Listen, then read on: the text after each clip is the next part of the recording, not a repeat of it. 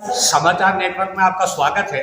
तो देश भर में कई जगह जैसे उर्दू पे उंगली उठ रही हैं और ख़ास तौर से यूपी में संवैधानिक पद पर बैठे हुए उत्तर प्रदेश के मुख्यमंत्री योगी आदित्यनाथ ने विधानसभा में उर्दू को कठपुतला बनाने वाली ज़बान बताया है। तो हम आज इनसे जानते हैं कि इस तरह की जो भाषाएं लोग उर्दू के बारे में बोल रहे हैं, जबकि जहाँ तक हमें जानकारी है उर्दू ज़बान भारत की है, हमारे देश की है। और बड़ी बात यह है कि फ़राक गोरखपुरी जैसे लोग देश में पैदा हुए हैं, मुंशी प्रेमचंद जैसे लोग देश में पैदा हुए हैं। कई ऐसे विद्वान हैं जो मुस्लिम ना होते हुए भी उन्होंने उर्दू में तालीम हासिल की और उर्दू को आगे बढ़ाया। उर्दू शायरी की, किसी ने उर्दू की किताबें लिखी और देश और दुनिया में अपने भारत का नाम रोशन किया है। लेकिन फ़राक गोरखपुरी के नोएडा से एक फिक्शन राइटर उर्दू की यहाँ मौजूद हैं।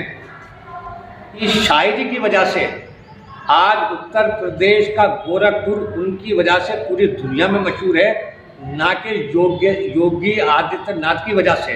और योगी आदित्यनाथ को ये जानकारी शायद है या नहीं है कि फ़राक गोरखपुरी देश के एक उर्दू के विद्वान थे और बहुत बड़े शायर हुए हैं, जिन्होंने भारत का नाम देश और दुनिया में रोशन किया है।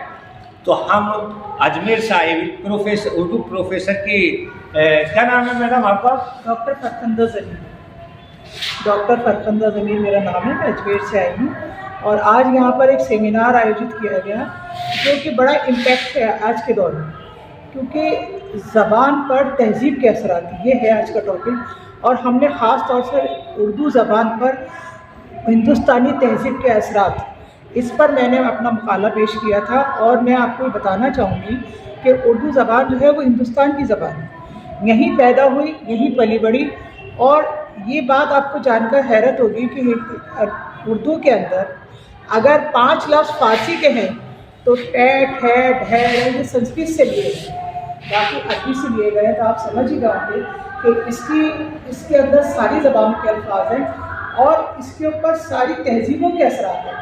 जैसे हिंदुस्तान के अंदर अगर मुस्लिम शायरों ने और अदीबों ने हिंदुस्तानी तहज़ीब का रंग पेश किया, जैसे नज़ीर अकबर आबादी ने कोई दिवाली नज़में कही हैं, कृष्ण कन्हैया पर नज़में कही हैं, तो अल्लामा इक़बाल ने नया शिवाला राम जी के ऊपर और बहुत सारी ऐसी नज़में कही हैं जिनके ऊपर हम उर्दू पर दूसरी ज़बानों के असरात या दूसरी तहज़ीब के या दूसरे जो मजहबी हीरो हैं उनको पेश किया है।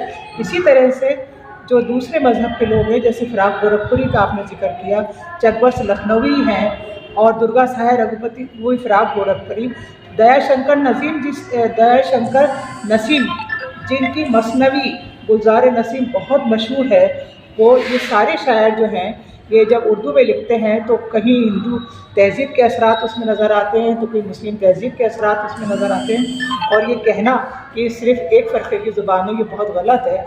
ये ज़बान जो है ये गंगा जमनी तहज़ीब के आयनादार है।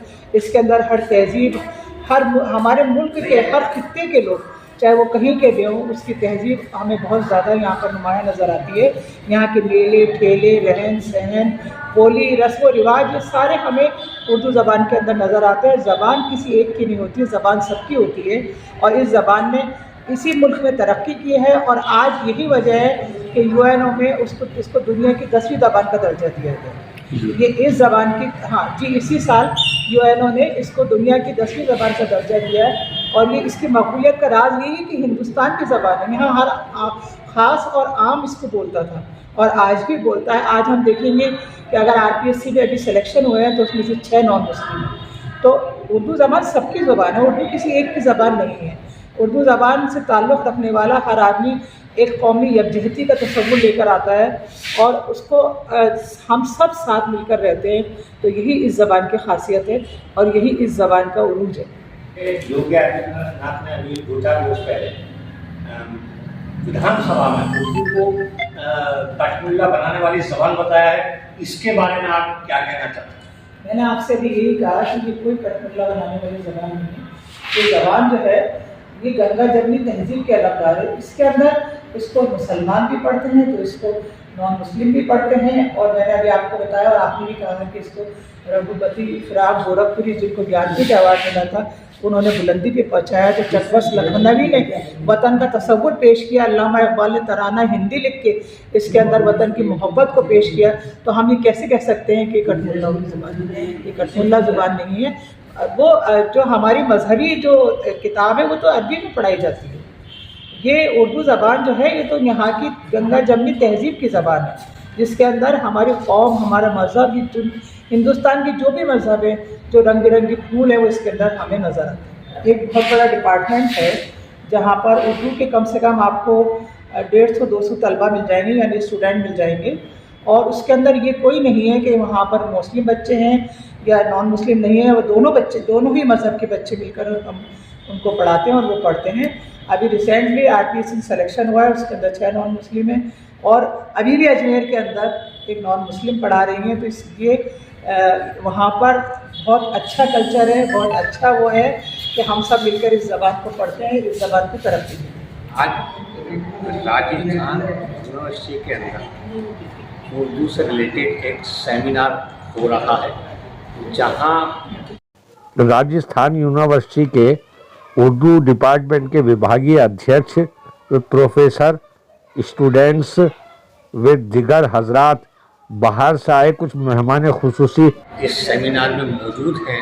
और जैसा कि आप सभी जानते हैं कि मैं आपको समाचार नेटवर्क के माध्यम से बात बताना चाहता हूं कि राजस्थान में भी उर्दू के गैर मुस्लिम बड़े बड़े विद्वान हुए हैं, जिनमें एक मशहूर नाम है चांद बिहारी लाल सबा। चांद बिहारी लाल सबा उर्दू, हिंदी, अरबी, पर्शियन, फारसी, इन सब के बहुत बड़े विद्वान थे। राजस्थान की बहुत बड़ी हस्ती थी। यहाँ राजघराने में वो सर्विस करते थे और उन्होंने जो उर्दू, फारसी, पर्शियन में शायरी की है वो बेमिसाल शायरी की है। इसीलिए उनको राजस्थान से एक खिताब मिला था, टूटिए राजस्थान का। टूटिए राजस्थान का खिताब पाने वाले पहले ऐसे उर्दू शायर थे चांद बिहारी लाल, मुंशी चांद बिहारी लाल सबा। उनका एक शेर मेरे जहन में आ रहा है, आप देखिएगा। उनकी 2 लाइनें मैं आपको सुनाता हूँ। दिल कह उठा बेसाख्ता बागे रिजवां देखकर, दिल कह उठा बेसाख्ता बागे रिजवां देखकर, ये बनाया है किसी ने कुएं जाना देखकर, जो उनका बहुत मशहूर शेर था। शायद यहाँ राजस्थान में लोग उनको भूलते जा रहे हैं, उनका नाम भी नहीं ले रहे हैं। लेकिन जहाँ उर्दू से रिलेटेड कोई ऐसा प्रोग्राम होता है तो उनकी याद हमारे जैसे पत्रकार ज़रूर दिलाने की कोशिश करते हैं। तो अब हम आपके सामने यहाँ मौजूद हैं नोएडा से आई हुई एक उर्दू लेखक से हम मुखातिब हैं और जानते हैं कि उर्दू के बारे में उनकी क्या राय है। उर्दू एक तहजीब की ज़ुबान है और उर्दू हमारे इस देश की में पैदा हुई है, ये कहीं बाहर से नहीं आई है। और इसके लिए हम ये कह सकते हैं तहजीब के हवाले से, उर्दू का मुसाफिर है, यही पहचान है उसकी, जिधर से भी गुज़रता है सलीका छोड़ जाता है। वाह! तो ये उर्दू तहजीब की ज़ुबान है और आज ये राजस्थान यूनिवर्सिटी में सेमिनार हो रहा है जिसका टॉपिक ही यही है, element of culture in literature with reference to Urdu, Hindi and English. इसमें मुझे बोलने का मौका मिला, अपना अफसाना पढ़ने का मौका मिला। मैं बहुत शुक्रगुजार हूँ राजस्थान यूनिवर्सिटी की। कौमी यकजहती एक ऐसा नफ्सियाती अम्र है जिससे इत्तेफाक और जज्बाती हम रहनगी के ख्यालात लोगों के दिलों में पैदा होते हैं और मुल्क कौमी यकजहती से ही आगे बढ़ता है। इससे लोगों के दिलों में मुल्क के लिए वफादारी आती है, वफादारी पैदा होती है। कौमी यकजहती का तस्वुर ख्याली नहीं होता। कौमी यकजहती कौमी यकजहती बल्कि फितरी दाखिली और दिमागी होता है। इस फितरी जज्बे को इस फितरी जज्बे के जरिए हम निहायती उम्दगी से इस अल्फाज को उजागर करते हैं। मुमकिन है कि आप चमन बंदियों का शौक हो, मुमकिन है कि आप में चमन बंदियों का शौक हो। आपने ये भी देखा होगा कि चमन में मुख्तलिफ रेशों के मजमूए हैं और हर रेशे में फूल रंग वो के आयनादार है, यानी मुख्तलिफ फूलों के मजमूए हैसियत के बाद चमन कहलाते हैं। जैसे कि डॉक्टर राधाकृष्ण ने कहा है कि कौमी यकजहती ईंट पत्थर छेनी हथौड़े से नहीं बनते, बल्कि ये तो प्यार मोहब्बत दिलो दिमाग से बनते हैं। और इससे पैदा होने के एक ही रास्ते हैं, कौमी यकजहती के पैदा होने के एक ही रास्ते हैं, और वो रास्ता है तालीम का रास्ता। तालीम का रास्ता थोड़ा सुस्त है। हक़ुल वतनी और आज़ादी की तहरीक, प्रेमचंद ने हिंदुस्तान की आज़ादी की तहरीक को भी अपने अदब का हिस्सा बनाया। उनके कई अफसाने और नावल आज़ादी, कौम परस्ती और बरतानवी इस्तबदाद के खिलाफ बेदारी पैदा करते हैं। कफन और खुद की रात जैसे अफसाने अवाम की मुश्किलात को बयान करते हैं, जबकि रंगभूमि में इस्तेमाली हुकूमत के खिलाफ मुजाहमत का रंग नुमाया है।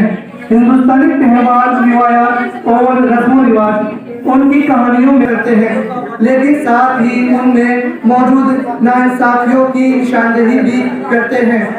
मजहबी रवादारी और मजहब अहम आहंग, प्रेमचंद के अदब में हिंदू और मुस्लिम इत्तेहाद की झलक मिलती है। उनके किरदार मजहबी तफरीक से बालातर होकर इंसानियत को तरजीह देते हैं। उनकी कहानियों, ईदगाह और तोहफा इस बात का उम्दा मिसाल है जिनमें हिंदू मुस्लिम भाईचारे का पैगाम मिलता है। इखलाकियात और इंसानी जज्बात, प्रेमचंद की तहरीरें सादगी, ईमानदारी, कुर्बानी और इंसानी हमदर्दी जैसे अनासर से भरपूर हैं। उनके अफसाने जिंदगी के हकीकी और मसाइल को उजागर करते हैं और इस्लाह की राह दिखाते हैं। मुंशी प्रेमचंद का अदब हिंदुस्तानी समाज का हकीकी अक्स है। हमारे साथ मौजूद है डॉक्टर प्रोफेसर राम सिंह चौहान साहब, जो इसी यूनिवर्सिटी के अंदर उर्दू के प्रोफेसर हैं। तो आज हम उनसे जानते हैं कि उर्दू की फ़रोग के लिए, तरक्की के लिए, इसके विस्तार के लिए आप लोग राजस्थान में क्या कर रहे हैं? उर्दू की बेहतरी के लिए, उर्दू की तरक्की के लिए राजस्थान विश्वविद्यालय बहुत प्रयास कर रहा है। इसमें बहुत सारी एक्टिविटियाँ, गतिविधियाँ बच्चों के लिए करते हैं, जैसे नशा, अंगदान, वृक्षारोपण और ग्रीन मतलब हरित प्रदेश बनाने के लिए। साथ साथ उर्दू में नवाचार, खासकर हमने NEP के 2020 के तहत अभी जो नई शिक्षा पद्धति आई है, इसके तहत से हमारे सिलेबस को डिजाइन किया है और उसमें ऐसे पक्षों को लिया है जो स्किल को पैदा कर सके, बच्चों को रोजगार पर पाठ्यक्रम बन सके। उसके लिए राजस्थान विश्वविद्यालय बहुत कुछ कर रहा है। सर, एक बात तो बताइएगा कि राजस्थान यूनिवर्सिटी के अंदर पहले भी कोरोना से शायद 2-3 साल पहले एक मुश्तरका प्रोग्राम कराया था राजस्थान उर्दू अकादमी में, जिसके सेक्रेटरी थे राजस्थान उर्दू अकादमी के मोज़्ज़म अली और यहाँ के उर्दू विभाग में मिलकर बहुत बड़ा प्रोग्राम हुआ था। तो इस बार प्रोग्राम शायद थोड़ा छोटा है। और दूसरा एक और चीज़ है कि जैसे आप उर्दू के लिए कर रहे हैं, कोशिश कर रहे हैं, राजस्थान यूनिवर्सिटी भी कर रही है। इस वक्त उर्दू अकादमी में ना तो सेक्रेटरी है, ना चेयरमैन है और ना कर्मचारी है, कि जिसकी वजह से उर्दू थोड़ा सा वहाँ से घट रही है। तो इसके लिए आप क्या कहना चाहेंगे? वैसे तो यह सवाल राजनीतिक है और राज्य सरकार उर्दू ही नहीं, संस्कृत, हिंदी, सिंधी अकादमी, सभी अकादमी के लिए प्रयास कर रही है। जल्दी ही कुछ अच्छे परिणाम आने वाले हैं और जो ये दिखाई दे रहा है ये समस्या रहेगी कि शायद ऐसा मैं उम्मीद करता हूँ। बहुत बहुत धन्यवाद।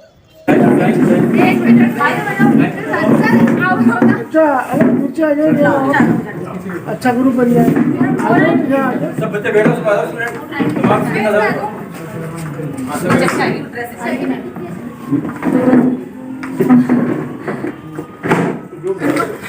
तो आप लोग बता उर्दू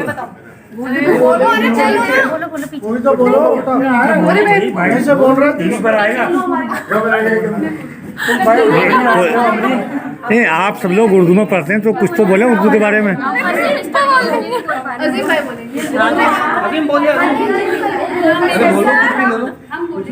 अस्सलाम वालेकुम। हम 4th सेमेस्टर के स्टूडेंट हैं उर्दू के, और सेमिनार हुआ है यहाँ पर, नेशनल सेमिनार राजस्थान यूनिवर्सिटी के अंदर